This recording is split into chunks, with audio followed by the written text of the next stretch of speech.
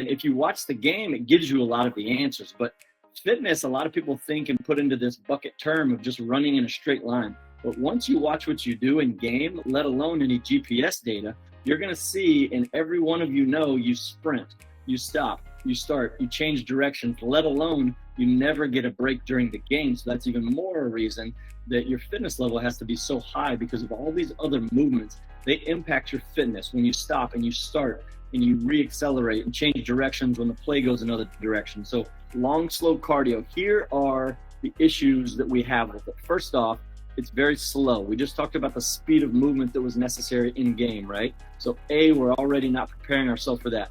That right there doesn't mimic anything that I see during a game. This oftentimes leads to a lot of overuse injuries. So if you're an official that's ever had an overuse injury before, this is something that could aid into that. The repetitive heel striking. Look every time during this jog that the heel strikes the ground. And we develop knee pain, we develop hip pain, we develop back pain. But that poor movement pattern, that poor running mechanical pattern over and over is leading into some of that. There's other forms of cardio that people do too, okay? And it's not the implements that I want you to take note of, okay? The implements are fine in certain cases, but again, it's the long, slow, repetitive action. Just because I'm doing activity doesn't mean that I'm getting something done. This in no way, shape, or form looks like it's getting me ready for it, let alone the impacts and the steps that I may be taking during the game, the distances that I travel. My heart rate may be getting up for a long period of time, but I'm also not working very hard. Aerobic training is actually done very hard. So just because it's aerobic doesn't mean that it's easy. You still have to push yourself and challenge yourself to develop the capacity of your aerobic system to shed body weight faster.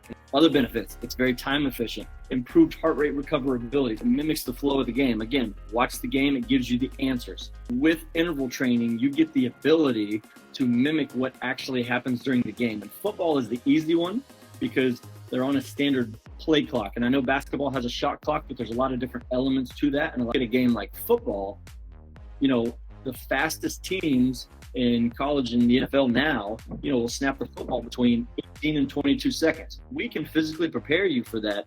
We use an exercise that's called repeat sprints, and this is just high intensity interval training. Now, you may say, hey, I don't have access to a field. I can't get into a basketball court. That's okay. Be creative. Use what you have available. So some of that may just be, I can get out on the sidewalk or the street that I live on and I can mark some sections off. Some people even have backyards that are big enough that they can run in. There's parks that are nearby. You could get on a track. But the point is you're applying interval training principles. You're actually having your foot on the ground like you would in a game and getting some of those impacts so that you're not as sore when game time comes. I don't have access to a field, okay? A treadmill is another great option. Most people do have access to a gym or a treadmill. Some people even have those at home. It's just another option for you to get one step closer to your foot being on the court or on the field. It's locomotive. I'm actually running. I'm going through my gait cycle and getting my body prepared to actually run, right? The closest thing to getting ready to run is actually running, right? That's the most specific preparation that we could possibly do. Sometimes it could be you're fighting through an injury and maybe that we need to stay away from that injury, but we still need to get some cardio in, okay? Now we're training around injuries and still getting some energy system development, some cardio in to supplement, or it's in season and my body's beat up, right? I can do these things to continue training in season all year long. I can always stay physically fit and healthy as an official. Blow the whistle, not your training. If you're not fit, they won't quit complaining. Join Runnin Ref today.